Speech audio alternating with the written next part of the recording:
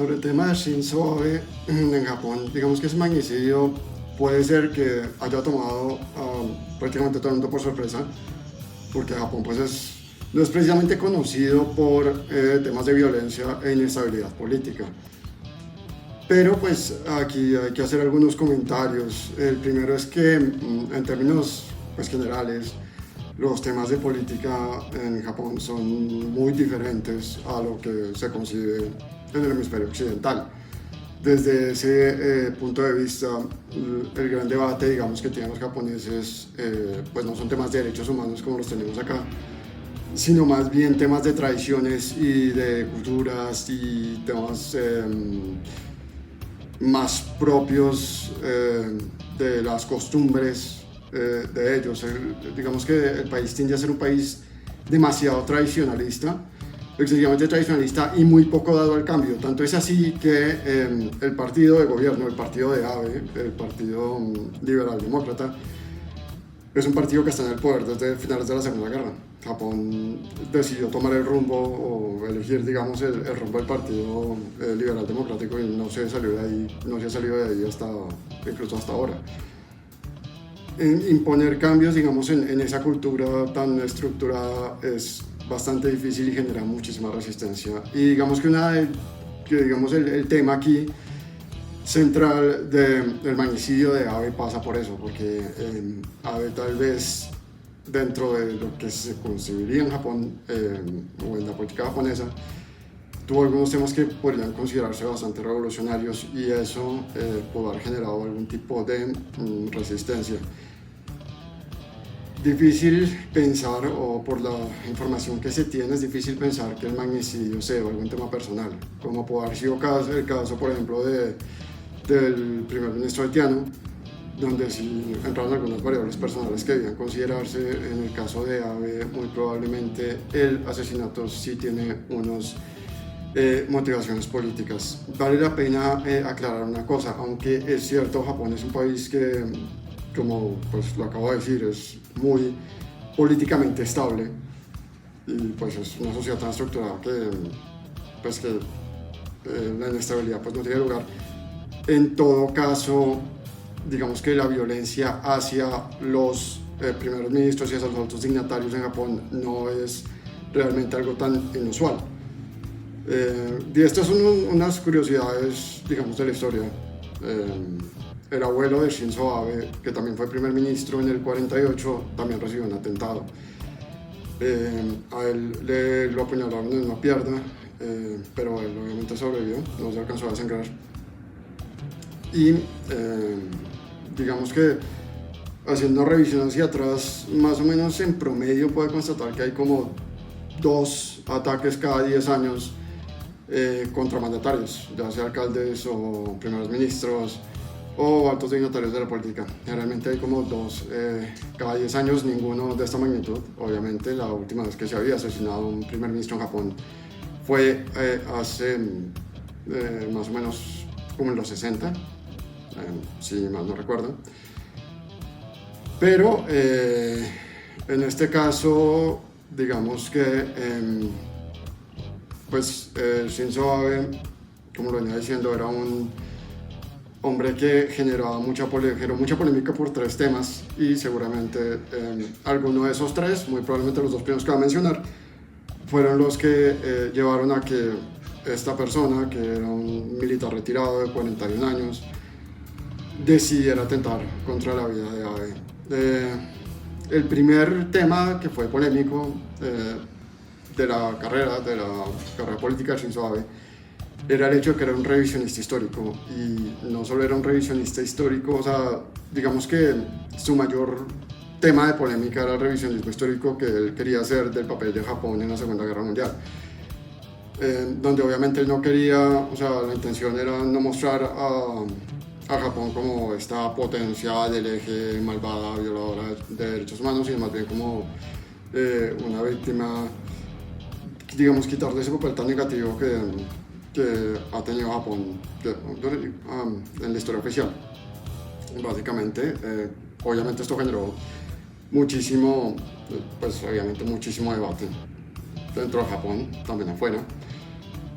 Esto, digamos, se enlaza con otros dos temas de su política que también fueron muy polémicos. El primero, su visión de lo que debía ser la política internacional de Japón y su política de defensa, porque, pues como se sabe, es bien sabido, desde pues el final de la Segunda Guerra Mundial, Japón pues mantuvo como que un papel militar bastante moderado, bastante discreto. No había intención ya después de, digamos, de las experiencias de Hiroshima y Nagasaki de volver a participar en otra guerra. Por eso, digamos, el gasto militar en Japón era pues bastante pobre, bastante bajo.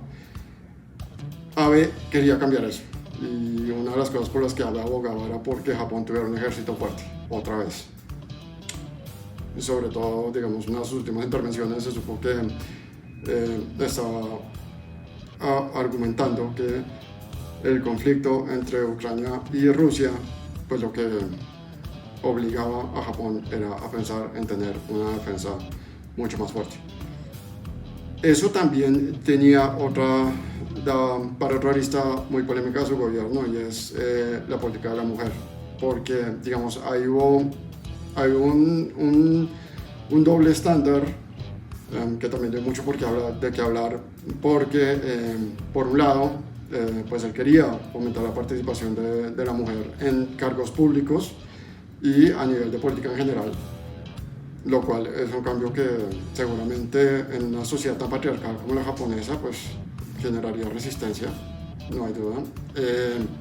Pero por el otro lado, como parte de ese revisionismo histórico de él, una de las cosas, por ejemplo, que él quería negar eran los crímenes sexuales cometidos durante la guerra. Y uno de los argumentos que él esbozaba para defender su posición era que las víctimas de esos crímenes en realidad eran prostitutas, lo cual obviamente también pues generó muchísimo debate, ¿no? Ahora, el tercer tema, digamos, ya saliendo un poco de los dos temas que eran bastante peliagudos en materia de debate nacional en el Japón, el tercer tema, digamos, que fue tan polémico de Abe, fueron las famosas Abenomics, que fue la política económica que él utilizó, con la cual él estaba esperando mejorar o dinamizar la economía japonesa. El Abenomics, él, digamos, lo dividió como en tres flechas, que fueron una necesidad de aumento de la oferta monetaria, es decir, imprimir más dinero, aumentar el gasto público, por otro lado, y por último una serie de reformas estructurales, que es la tercera flecha, pues dedicadas a dinamizar diferentes aspectos del mercado. Esa política funcionó inicialmente durante unos años, pero después pues la economía volvió a caer.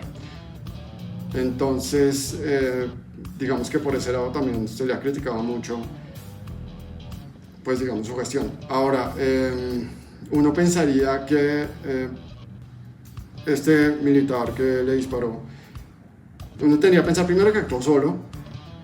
Hoy en día es más difícil, si se quiere pertenecer a una organización, pues esconder esa pertenencia es mucho más difícil.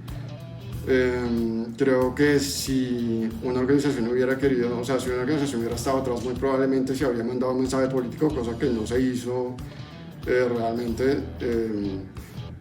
Además, no se sabe qué tipo, si realmente perteneció a una organización, no se sabe qué tipo de apoyo le dio a esta organización, porque cuando entraron a la casa del militar a Yanarda, se dieron cuenta de que hasta había fabricado las armas. Otro de los temas que vale la pena mencionar sobre Japón, que es un detalle interesante, es que tener un arma en Japón es muy difícil. Japón tiene un control muy estricto de sus armas, de las armas de fuego. Entonces, por eso es que tener así sea una pistola pues implica demasiadas regulaciones, y pues la mayoría de la gente anda desarmada. Esta es tal vez la razón también por la cual este señor pues seguramente no estaba muy bien de la cabeza, decide armar. Él tenía como su pequeña fábrica de armas personales, o sea, pues dispositivos letales, ahí en el taller de su casa. Digamos que ahí fue donde fabricó el arma con la cual le disparó a Abe. ¿Qué viene para Japón? ¿Cambiará en algo esta situación? Probablemente no, probablemente pues obviamente habrá mucha conmoción Digamos que a nivel interno pues la política se va a mover, la política japonesa se va a mover grandes cambios, digamos, a nivel estatal o a nivel de país difícil. Abe hacía parte del partido que estaba 50 años en el poder. Si hubiera una facción que no parece haberla, que pudiera contestar, digamos, esa hegemonía, pues sería, o sea, sería difícil pensar que habría algún tipo de reacción violenta o que esto implicara que esta facción va a llegar al poder y va a hacer cambios fundamentales en el país. Eso no va a pasar, es un magnicidio. Es un magnicidio y pues obviamente va a generar una reacción. Seguramente pues este señor será juzgado, muy probablemente pues la condena pues va a ser la máxima condena en Japón. No, hasta el momento no creo, o sea, insisto en que no creo que haya una organización detrás, pero hoy en día eso, digamos, es más fácil de determinar. Si hubo una organización detrás, pues la sola revisión de redes sociales o sus comunicaciones lo podrá llevar a determinar fácilmente si eso era así. Yo insisto en que no lo creo, pero pues está abierto a cualquier cosa. Y creo pues que ya quedará esto más bien como un hecho dentro de la historia de Japón.